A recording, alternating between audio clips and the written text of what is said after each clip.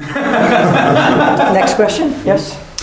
Scott Fishman, TV Insider. You talked about your bond with Darby Allin. One of the things that I really appreciate is the production value when it comes to your entrances and before the entrances. So talk about what it's like to kind of put those videos together and just what is it like on those days on set and kind of being in the presence of the creativity that you have. Once again, this is a Darby brainchild. He lives, eats, and breathes this stuff. He thinks outside the box. He's constantly trying to figure out how to make it interesting, something that is not seen, something that is completely different. And I kind of think that this whole thing of the entrances and the big TVs and the big pay-per-views where you see a video like that is going to become more mainstream. I think it's going to happen like that. So it's his brainchild. Next question? Yes. Hi, sir. Joel Torres from Contralona. I just want to ask you about, do you have any experience giving advice to someone that you feel that it has touched you? What's that advice that you have given to any of the talents here that you think is the most important thing? Really, because I've seen so many loose cannons over the years, so many people that believe that they can break into the wrestling business easy if they just dye their hair or come up with some kind of crazy gimmick. And I'll tell them all pretty much the same thing. It's just quick to listen and slow to speak. Learn first, and keep your mouth shut and learn how to respect the business and everyone who came before you. And don't ever dog it out there. Wrestling fans will look right through that. They know when someone's just kind of going through the motions versus somebody who's thinking about how their wrestling gear looks, what their physique looks like, and they're giving it their all in the ring, and they're putting it out there. They're taking risks, and fans see that. They appreciate it. Next. AJ? My name is AJ from the AJ Awesome Show, and I interviewed with AJ Awesome once. Let's go.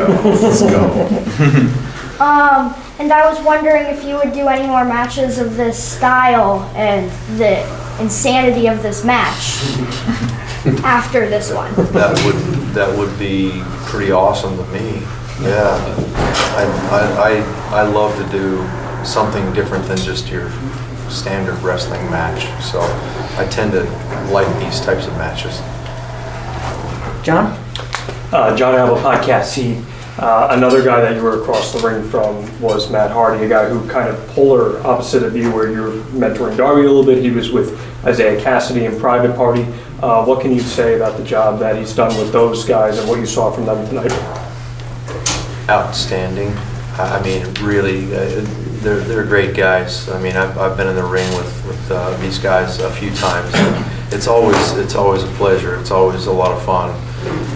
These guys really care, and talk about two guys that really have respect for the business. They do.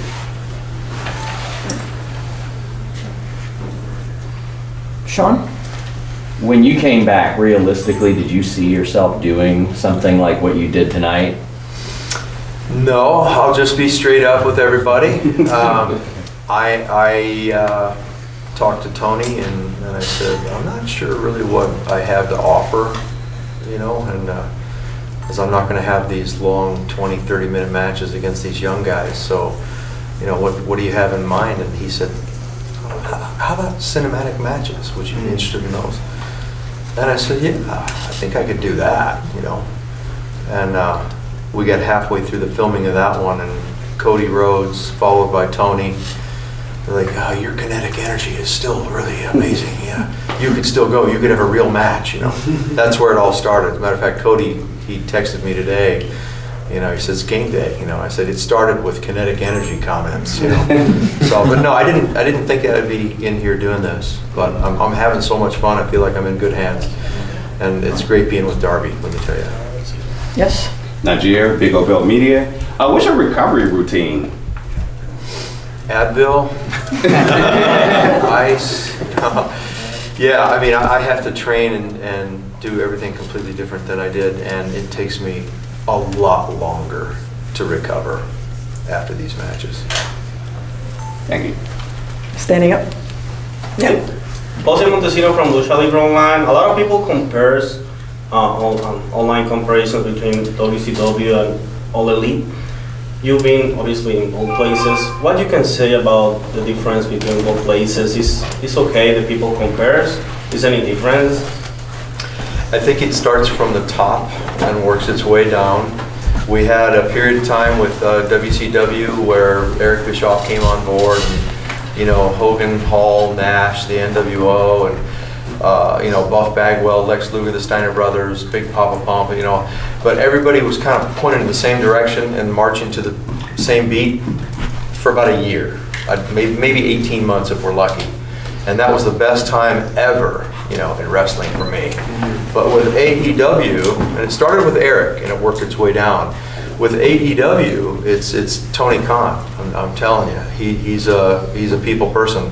I mean, I watch him talk with just, you know, the grips, you know, moving cable around, and he really cares about his talent and treats everybody with respect, and he's a giver, you know.